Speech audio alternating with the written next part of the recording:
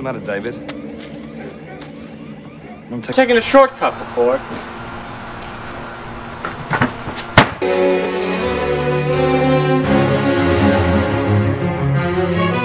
Hey guys, welcome back to another episode of the GBDENG podcast. I'm one of your hosts, Aiden Billing. I run the GBD review page on Instagram, and of course, my buddy. Yeah, so I'm Daniel. I run the YouTube channel Reviewing. Awesome. All right, so I understand you have some movie trivia for me. So what do you got for me? What are you gonna say? Yeah, so my trivia question for you, Aiden, is who was the lead actor in the 2013 Bong Joon-ho movie Snowpiercer? Oh, Chris Evans. I mean, Yeah, Christopher. Christopher. Yeah, yeah. No, Evans. Chris Evans is correct. Yeah. All right. And I believe Yes. you have one for me as well. All right, so this kind of leads into the movie we're gonna be talking about today. But what is the IMDb score of A California Christmas? If you had to guess, I know you probably won't get it right. 4.3. No, it's a 5.8 out of 10. If you can believe that. All right. Well. Yep. IMDb. Well, we have some different thoughts on that film. We're gonna get into that in a sucks. Yeah, I'm gonna yeah. say IMDb's ratings are so very American based. Like they have, what's the weird? They have like Usual Suspects in like their top 25. Like I think that movie's good, but it's not. It doesn't hold up that well. As far as maybe both in story, plus it has that guy who shall not be named. You know. Yeah, exactly. Yeah. So that obviously doesn't help things at all. And yes. Anyways, let's move on from that. Let's get into some movie news. What do you got for us today? Yeah, so I got a couple things. So first of all, we talked about a little about this, but MGM has announced that they're going to be putting themselves up for sale. They're the studio behind things like Rocky, James Bond, most of the James Bond franchise, and Fargo, which I watched last night.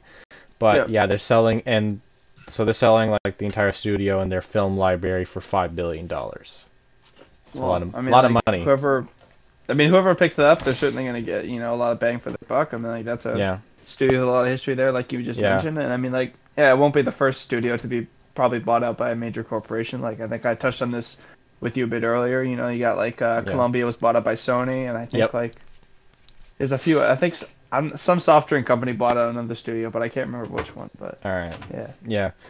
I think so. I remember this. This reminds me of this like. I don't know. It was a film theory episode. I don't know if you've watched any film theories, but it was like estimating how much Spider-Man would be worth, and I think it was almost the same amount as this entire studio. Actually, I think they were considering selling Spider-Man for upwards of like $5 billion, which is kind of insane to me to think that one character could be worth an entire studio. Well, I mean, like, it does make sense, especially considering all the history with Spider-Man, how many countless movies have been made about him and TV series, comic books, you can't really, I don't even know if it would be $5 billion. I think it could be a little bit more. Just because, like, he's famous the world over, and it's guaranteed box office gold if you put him in a movie, so. Yeah, he's almost guaranteed to, I think his movies have made pretty much almost $1 billion from the MC, like his two MCU ones, both made almost $1 billion. Not $1 billion. Yeah, the second one made $1 billion, the other one made like 800. Like that, so all right. Another movie that is going to be submitted for Best Picture, actually, that I haven't talked to you about yet, is a movie called Cherry. It's a movie directed by the Russo brothers, starring Tom Holland as a army veteran with PTSD who ends up turning to heroin and then robs banks to support that addiction. Okay. I mean, that sounds like it could be an interesting story. I mean, like I think I had seen a few ads because I follow Tom on Instagram, right? So I saw him posting about that. It could be interesting. It kind of makes me want to check it out. Actually, I love that guy. I think he's a fantastic actor. A bit underrated, but yeah. All right. Yeah. So another thing that I wanted to mention was Peter Jackson, the director of the Lord of the Rings trilogy, also director of a King Kong remake 2005. Yep. He also made this documentary in 2016 called "They Shall Not Grow Old," which was restoring a lot of World War I footage. He's apparently back in the documentary game as he's going to be looking to. I think he's already filmed most of it. A documentary about the Beatles called "The Beatles Get Back." Yeah, I heard about that actually. Yeah, it should be interesting to be honest. I mean, like, I as much as I like, love the prospect of like a, another documentary from like him. He's great documentary. I have seen They Shall Never Grow Old. Like I thought it was really good, but I still need it to would see be it. nice to see him transition back into film, like actual film, because I feel like when he made the Hobbit trilogy, like it was good, but it wasn't great. Like I just feel like, He directed those? Yeah, he did. He directed all three of them. Okay. Yeah. Yeah, so I was a bit disappointed, like, his last, three films weren't that great, so... Yeah. Yeah. I want to go back over MGM a little bit. I just wanted to name some of their highest grossing movies. So we got Gone with the Wind, obviously isn't a great movie as it stands today. Rain Man, I've never really heard... I think is that Tom Cruise? Yeah, it's Tom Cruise, Dustin Hoffman, and basically Dustin Hoffman, he's, like, autistic, but, like, he helps Tom Cruise win a bunch of poker games, so... Okay. We got Hannibal, the sequel. I think it's supposed to be a sequel to The Silence of the Lambs. Yeah. I think it was directed by Ridley Scott as well. Yeah. Yeah, that's supposed to be a good movie, yeah. Yeah. Creed 2, probably the most notable. There's a bunch of... I think I skipped over all the James Bond movies because they, of course, don't have the beginning James Bond. They're called things like Die Another Day, The World Is Not Enough, Tomorrow Never Dies. Yeah. Apocalypse Now, that's a big one. Yeah. It's number 15. Yeah. 2001: A Space Odyssey. Yeah. I mean, if you go by grossing, it's obviously not going to show probably its truly best films, but, there's some good stuff in its top grossing stuff. Yeah, no, of course. Alright, is that everything, or should we, move on to the... Yeah, I think we're ready to move into the movie. So this week, Aiden decided to torture me and picked A California Christmas. This is a 2020 movie, a Netflix original, which can be good. In this case, it's not directed by a person I've never heard of, and starring the girl from Airplane Mode, which was written the intellectual property of the Paul brothers. Also written by her, also produced by her. I don't know why Netflix let her in the building at any point in time. That was a crime unto itself, but anyways, let's talk about some of the reasons why anyone involved in this movie, anyone who was in charge of this movie, should not be touching anything involved in the film industry ever again. Alright, well, I mean, like, I've already voiced my opinion on my page, but I know you've got some good stuff. I think you were talking to me a bit about this briefly. You have like 5 pages of notes about reasons why you dislike this movie. Yeah, this movie didn't capture my attention, so I could just focus on all the crap. So let's hear it, man. Like, I'm interested to hear what you have to say. So starting from the beginning, I noticed this movie looks like actual garbage. The quality of the camera they're using clearly isn't... Like, this movie clearly didn't have the greatest budget, but I feel like for how guaranteed it was to make money / be a success, as we've seen, it's been on the top 10s of Netflix. I don't know who actually liked this movie. If I find them, I'm going to have a serious conversation with them. Yeah, the shots are not creative in any way whatsoever. Most of them are basic over-the-shoulder shots, and they never vary. They look, like I said, the camera quality looks bad. A ton of shots look out of focus.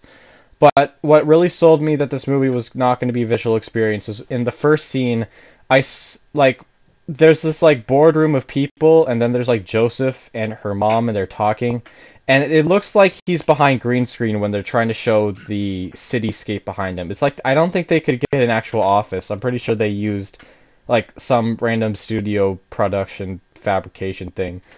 Yep. And it looks like garbage, and it was so clear. Like, he looks so distinct from like normal shots of him throughout the rest of the movie. And it's clear they I don't know if they added this in. It felt like it was a rushed in thing at the last minute. So this part was either filmed at the beginning of the movie, so people are like, okay, let's get started, but we really know what the heck we're doing, so let's just go green screen things and stuff. Or this was shot at the end of the movie when they realized they had no budget. It's like, F it, just put a green screen up, put a cheap thing, and it looks like garbage. Not how you want your first impression to be. Yep. The camera shakes a lot for no reason at all. I don't understand. It's like they couldn't even get a tripod for this movie. I've already said this. It's like they couldn't even get a tripod. The music is garbage, like you said. It apparently I don't know if it was it reminded you of a specific Chevrolet commercial.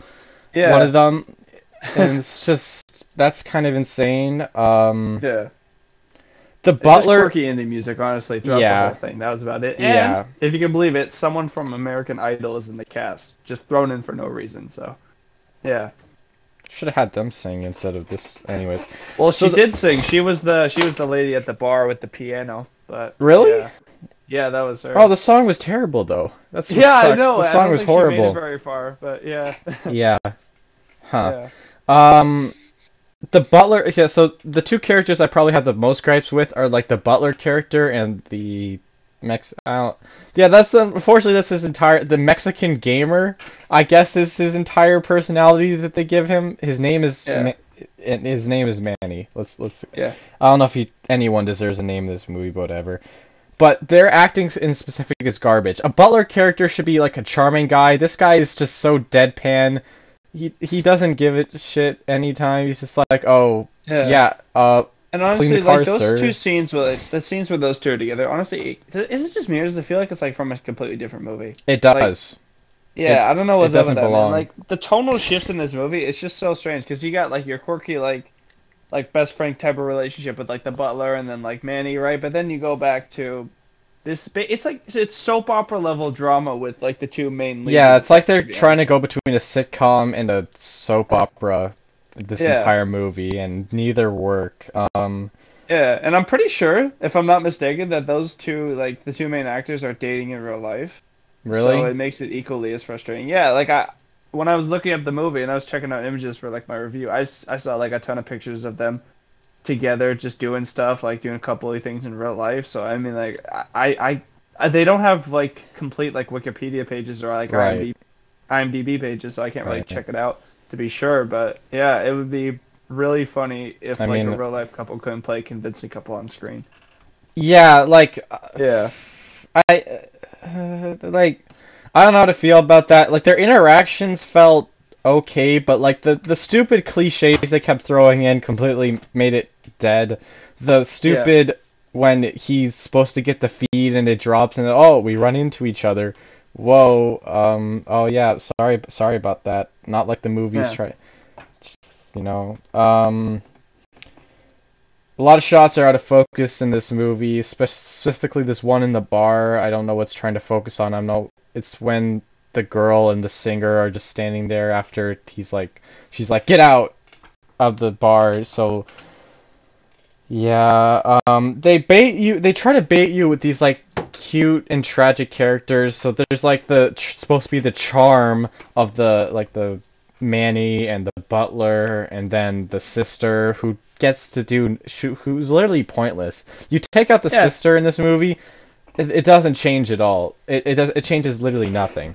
She's just there. She's completely useless. Also, take in she knew that there was like a strange man in her house because she checked the profile of Manny and realized that it was not. Yeah, that never turned into anything. She never said anything. That scene was thrown in for no. I just realized that scene was thrown in for no reason. She realizes that it's not him because Connor looked up his Wikipedia page. Let's quickly talk about Connor, and then we'll go back to the tragic parts, the tragic parts of this movie. Connor is the probably one of the more messed up characters I've ever seen in a movie, and it's never acknowledged. So first we meet Connor. He's like to the girl, "Oh, you want to go to this dude, Seems alright. He's okay. He seems okay. He's like, "Do you want to go to this winery?" But then throughout the movie you realize he was like the friend of her fiance. And so he's essentially hitting on his dead friend's fiance, which is that's so messed up. That's so and it's never acknowledged. It's never acknowledged. It's like it was more than just like a creepy guy. It was just like, oh, yeah, it was like it was completely stupid. Yeah, it changes the dynamic of the relationship, and like couple that with the fact that, like you said, like at the beginning, right, he seems like a dude, but then over the course of that film, he somehow turns into this like drunken, possessive douchebag. Yeah, like it just comes out of left field. I didn't see it coming. Like in the next scene, all of a sudden he's just like, "Oh, you want me to come over and it's like stuff," and it's like, "Oh, the reason he's saying that, even though it's extremely creepy, is because he's drunk, right?" And then we get the scene where Joseph, the love interest, is like, "Oh, back off of her," and then they start fighting. The fighting scene is so fake. The punches look ridiculous. Like it was a very incompetent action scene because they couldn't even really film it properly. The punches looked extremely fake. I'm pretty sure they probably didn't get a choreographer at all. They just thought, okay, let's do fight scene. I'm gonna pretend to punch you, type of thing. And then they add in stupid sound effects. And then all of a sudden, this girl who's like, she apparently wants to kill everything. Apparently, like every time she talks about the guy who's coming to, like, buy her land, she looks to her shotgun. She clutches her gun. She clutches her gun. It's like she plans to kill whoever comes. But that never turns into anything. And then at the bar, she like breaks a bottle and then points it at them like she's gonna like kill them. Like she gets extreme. Like you can get threatening like with your voice and maybe even with something that's like potentially gonna like hurt them, but something that's gonna potentially kill them. Just it's such a bad tonal shift and it makes things way too dark. And then now that we've talked, and then so at the end, Connor gets like helps with the Christmas party, so then he's a good guy again. Yeah, it's weird how that happens. I mean, like, if you think about it, because he's been lying to her throughout the entire movie, right? He has plenty of opportunities to tell her, but he keeps, obviously, that you got that romantic comedy cliche, like he keeps getting cut off by her saying something else. In the case of mistaken identity, but nowhere, he doesn't even try. He doesn't even try. They just, like, so 3 times throughout this movie, he's about to tell her what's going on, and then they just start making out. They just start making out every time he's about to tell her, and it's just, oh, it's so annoying. Let's talk about the tragic bait of this movie. So, like you said, she kind of has like all 3 kind of cliche tragic backstories, right? Yeah. So she has the one. Exactly. Yeah. Dead dad. Yep. Dead fiance, right? And just when it can't get any worse, your mother's dying of cancer. Like, what the hell? Those are like 3 of the most cliche tragic backstories for any lead in any romantic comedy. Yeah. And this movie has them all. Like, I can't wrap my head around it. Like, who at Netflix okayed this? Who thought that this would be a good idea? Yeah, it's sappy, right? So like gullible like moviegoers and people who don't really who don't truly appreciate cinema. Yeah. Will like be fine with this, right? But honestly, if you have a brain and you watch this movie, you will be incredibly frustrated with how insulting it is to the intelligence of the audience. Like, what the hell? This is a clear manipulation tactic to get us to feel something for the character when it's not really earned because she's not shown to be a sympathetic character other than a tragic backstory. Yeah. Because she's kind of a dick to everyone around her, to be honest. I said, we already acknowledged the part where she's like threatening to kill people over the place. And then that's supposed to be justified because like she has a tragic backstory and her mom has cancer. But no, that doesn't give you a free pass to be a dick. There's plenty of people in movies and of course in real life who have overcome the odds and are not bad people because of it. But you can't just threaten to kill someone because like you're behind on your like rent and stuff like that. Like, come on now, that's not fair at all. Yeah, and literally like Taken, like she could have just like sided with the company. I can't believe I'm even saying this. Normally in these movies, you're supposed to root for like the people who are going to get bought out by the corporation. Right. But I kind of root for the corporation here. Like, they have every right to do this because, like, low-key, this girl can't afford to live there anymore. So I get it. It's like they're her ancestral home, but like, there's more important things right now. Her dad's gone, and she's got to take care of her mom and make her better. But she just won't do that because she can't let go of a farm that they're not even making any money on. Yeah, and they try to justify the fact that she's not earning money for like her second, third, or whatever amount of chemotherapy is because she doesn't want to do it again because of how much it sucked. That's their justification is because she just happens to completely hate the idea of doing it again, so then she isn't forced to sell it in order to get the money for that. The whole money thing is also like they say that like their parents have had like this has been in their family for generations. But it's never really clear where they exactly owe money. Is it on the house, which is a really nice house, by the way? It's fully remodeled kitchen, by the way. Fully remodeled kitchen. Then there's like the rest of the ranch, which like you think they would have, unless they're like apparently they've made stupid financial decisions throughout their entire like last 3 generations of family, which is why they still owe money on this thing. But you'd figure a family that owned a ranch for like 4 generations would manage to pay it off within probably 2 of those, right? Yeah, exactly. And also take in, it's not just the remodeled kitchen. They have a lot of other expensive things. They have like a UTV that they drive around on, right? If they didn't have that, I'm pretty sure they could save a lot of money. Plus, they've got like expensive clothes, expensive shoes, expensive everything. Like they got the latest. The Timberlands, Timberlands in California. Timberlands in California. It's insane. Exactly. Like, yeah, it is insane. I'm pretty sure if you talk to anyone in California, Timbs are like a thing. Like, the only person I know of who has worn Timbs in California is Michael B. Jordan, but that's because he's from New York and he just likes Timberlands. I very much doubt if you talk to anyone in like Northern California, they'll be like, yeah, I wear Timberlands during the I mean, like, I know this probably sounds like a bit of a nitpick, you know, but it does not really make a lot of sense. Yeah. The stupid video game stuff. This, like, in the props and stuff. To talk about this. The stupid video game stuff. So, first we got Manny, who's apparently a gamer. That's supposed to be, like, his personality. He's a gamer. He's the games guy. He's playing Call of Duty when he's really playing this, like, 2002 jacked version of, like, Doom or something? It's more like Halo, I think. It's terrible. It was like Halo mixed with Minecraft. It was horrible to look at, and then they're like, oh yeah, and then he's like doing VR. That VR headset isn't even connected to anything, by the way. It's completely independent. I'm pretty sure most VR sets don't come with that. And then he's apparently fighting someone. It's really stupid. Then they're apparently playing League of Legends against each other. Which, with controllers, that's not a thing at all. Like, you play League of Legends usually, I'm pretty sure, on a computer, and against, like, other players, it's, like, pretty much only a single-player kind of thing. It's not a local game that you can play. And then at the end of the movie, we have this moment where it's supposed to be heartfelt because he, you know, to thank him, he gives him this, like, giant TV. And the latest console, let me show you the latest console right here. Yeah. You know, this 5-year-old controller right here. This is the latest limited edition stuff. You see this? See this? Just not the console. Just the controller. It doesn't even show the console. Just the controller. It's like they could only afford to get 2 controllers. Honestly, it was probably the guy's controller that he just had in his like home. It's like, oh crap. Okay, we need to do a gaming gift. Oh, yo, I got this.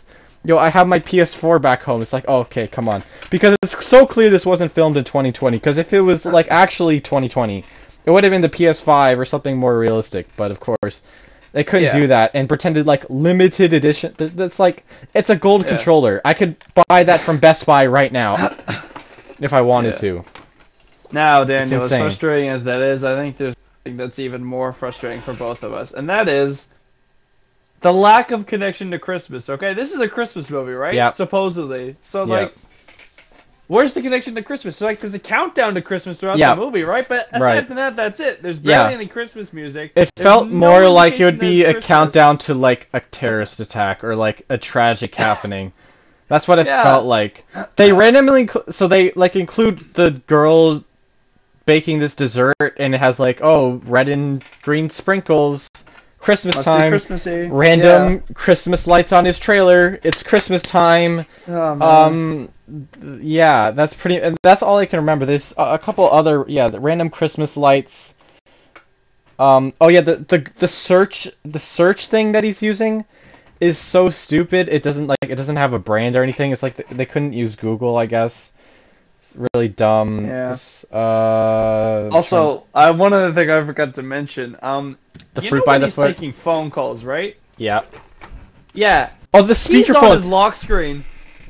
He's on his lock screen. Like, there's no call in there. I don't know if you saw that, but I caught it, like, at least 3 times. It was ridiculous, Yeah. bro. Like, No, and then they were purposely doing speakerphone. They weren't like normally talking how you would on the phone like this. They were like doing speakerphone like this for no reason, like outside, where there's probably random noises of crickets or bugs or whatever. It makes no sense. He's also supposed to be hiding who he truly is, and he's on speakerphone. He's on speakerphone, like, oh yeah, let me take this discreet call. Yeah. Yeah, it's I know, man. Really bad. There's the stupid montages. I hate those montages with the stupid music and the stupid shots of like I feel like they repeat half the time. Someone said half this movie's in slow-mo. Pretty true. Like I don't know what the point of that was to show other than just passing time and they're supposed to the relationships getting stronger. Cool, I guess. Yeah, 2 weeks. Yeah, 2 weeks really makes you fall in love with someone. Yeah. Like, who are these people? Are they in grade 10? Like, that's how people in grade 10 fall. That's in love. how. Yeah, that's exactly. It's like, oh, come on now. They're honestly, like little kids, except they're not. Yeah, man. Oh my god. Like, I think I mentioned this to you like a little bit before we started recording, right? But like, this movie makes me like physically aggressive towards like the TV. Like, I felt myself like I have my notebook here, right? This is how I take notes and shit. Yeah. While I was writing and hearing some of the stuff that was coming on screen, I was literally so close to throwing it at the TV. I don't think I've ever been that mad watching a film. And I've seen Transformers the last night and 6 Underground in the same week. Okay?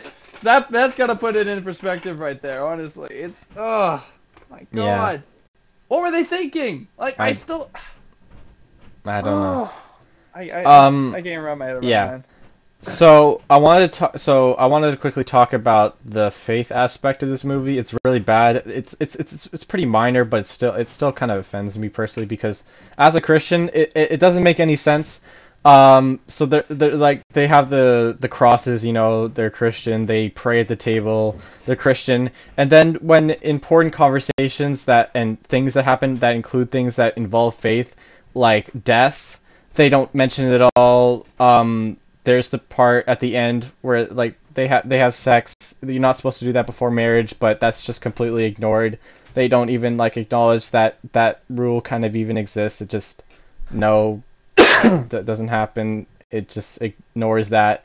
Plays And the fact that a lot of Christmas music is Christian music, and the fact that they had to play like Christian songs, Christmas Christian songs at the end, feels almost personally to me like blasphemous for how bad this movie. Honestly, it's not earned at all. Like especially since like the entire soundtrack of the movie consisted of like quirky alternative songs quirky atheist stuff, and then at the end there's like I'm fine with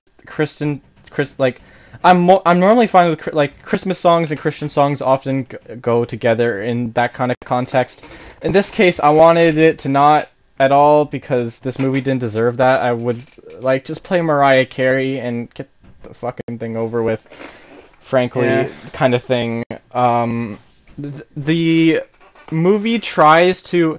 So I said this is like my least favorite movie of the year. I gave it a 0.5 out of 10. You gave it a 1 out of 10, I remember. Yeah. The reason why I think it's worse than something like The Kissing Booth 2, even though that movie is complete garbage, it's so bad it's good, right? It's not good. It's just so bad that there's funny moments. This movie didn't have that. Yeah, okay, well that's kind of what I mean. Like this movie tries to write itself over, like try to make it realistic as possible, like writing these things like has every convenience and purpose, but it just layers so much stupidity on this film. Well, something like The Kissing Booth 2 knows it's stupid, knows it's just a stupid The Kissing Booth 2 was apparently supposed to be like a tribute, like was apparently written for like a friend as like an ode to their friendship.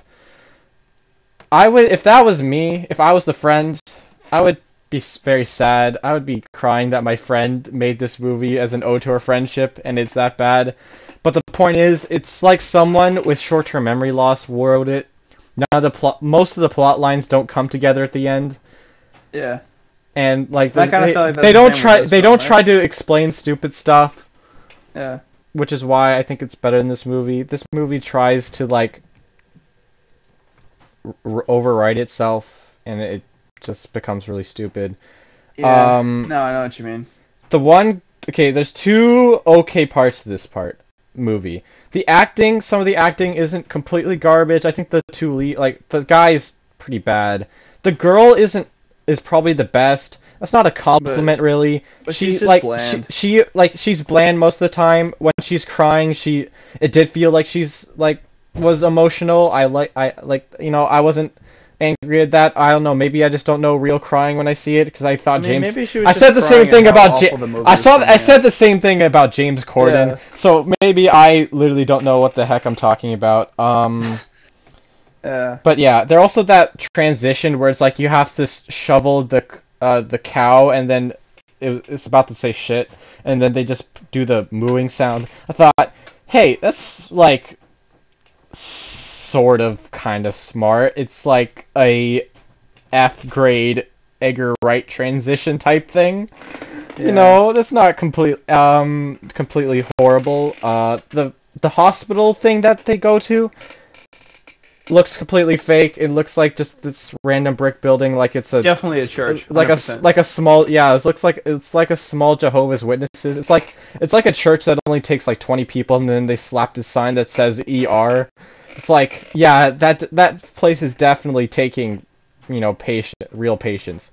Oh yeah, totally. The oxygen tank also for the mom is not consistent at all. It's in with her with some scenes, specifically like the second one and then the one where they go to the hospital. Then all the other scenes, like the first one and then it's just gone. It doesn't matter. Yeah, forget about it. It doesn't matter at all. Yeah. The only brand that they could show in this movie was the Ferrari. And it has this specific shot to show that because obviously, apparently, I think they need to license this stuff. So apparently they just delved all their money into licensing the Ferrari. You really didn't need to do that. You could have just shown up with like a blank. You could have taken like the logos off and pulled up with a blank sports car. But the sports car, like you said, is really stupid to have in a dirt road area, ranch area type of thing. Yeah, it's just to show us that she's rich, even though, I mean, like, that was already pretty well established by the start of the movie. I didn't think that was really necessary at all. Yeah. I don't even know, man. But, I don't know, should we wrap it up here? Because I'm starting to get sick of talking about this movie. For sure. We don't need to give it any more attention, you know? Yeah, there's repeated shots. There's the stupid vineyard one at the end. Like, the vineyard looks really crappy at the beginning, and then all of a sudden it's this thing that goes on for miles. There's like all the shots that don't involve the characters look like stock footage, but that makes them automatically look better than all the shots that involve the characters. It has no look.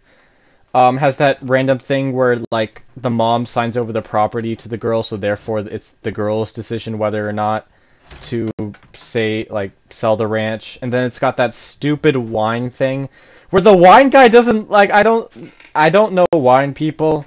But that he looked like he didn't know what the heck he was doing most of the time. It was like he was looking most of the shots looked like he was like steadying the glass instead of the wine. It was like he was like checking the rim of the glass and then he like smells it and drinks the wine. It's like that's all that's all this guy did. It's just like and then there's the stupid stuff where it's like when you're desperate for money, you have this nice house. You have a vineyard that you're not selling anything out of. We don't see them ever selling like how they sell any of the like milk or dairy or any of the farm products. We don't see them like going to a farmer's market. She apparently like works at the bar at night. We don't know how long that bar stays open. She's like, "Oh, sleep is overrated." It's like, no, you have to get some amount of sleep. It's like that bar has to close eventually, right? Yeah, I'm not sure what she does during the day as well. Like, she said, oh, let the ranch hand handle most of the stuff. It's like, no, you're about to go broke. You either need to commit to, like, getting the money to help save your grandmother or just give up, you have to pick one or the other. It's like, I guess it's kind of conflicting because the first option's like, give up, kind of, enjoy the time you have with your mother, or the other one's like, and sell it, but like that kind of is like now you have the money for chemo, but yeah, I guess enjoy the time you have while she's on chemo, I guess. Yeah. And then the other options like, oh, keep working hard, but don't spend as much time with her, and then she might die. And maybe she gets chemo, maybe she doesn't. Whatever. Stupid. I really. All right. Well, yeah. I can see you're very frustrated, so I'm gonna cut you off there, man. I don't want you to waste any more energy on this film. Again, sorry for putting you through this. I do feel really bad now, so I gotta make sure I pick a banger next time. Yeah. We we meet up. Next time I get to choose, I guess. If I don't rate it higher than a 4.5 star, if it's not a 9 out of 10, Aiden, I don't know. I think I might have to take away your movie picking rights for a week. I just want to make this clear that this was I fully expected this movie to be bad to the audience watching. I was hoping to talk about this because, like I said earlier, like I hate these movies that Netflix and Hallmark they pump out every year, and I just really wanted to rip into it. I guess I'm sorry I got you in the cross. Someone needs to say it. I feel like nobody. I feel like not enough people are. To be honest, like people need to expect better from these corporations. Honestly, for sure. Yeah. Yeah. All right. I might as well get into the movie that I have planned pick for next week. It will be Soul. Yep. It's dropping on Disney Plus on Christmas. I'm really looking forward to that. It's from the director. Writer Pete Docter, also from Kemp Powers, who also will be helped write One Night in Miami, which I'm also looking forward to seeing in the future. But no, Pete Docter is amazing. He's behind things like Inside Out and Up. Those are his personal direct. I think he wrote and directed those pretty much all by himself. He's been on the writing team for such hits as Toy Story and WALL-E. So this guy knows what he's doing. I'm really looking forward to it. It stars Jamie Foxx and Tina Fey. Daveed Diggs, has music by Trent Reznor and Atticus Ross, so that'll be exciting to listen to. But it's gonna overall, be awesome, it just has the makings. Forward to this. Yeah, it has all the makings of a great movie. So that's what we'll be talking about next time. So this has been the GBDENG podcast. Follow me on Instagram at GBD Reviews. See more great movie content, and then of course, hit like and subscribe on this video to this guy. One of my best friends, amazing movie creator, I mean, movie content creator, I should say, but Yeah. All right, There we go. And we'll see you guys in the next one. See you guys.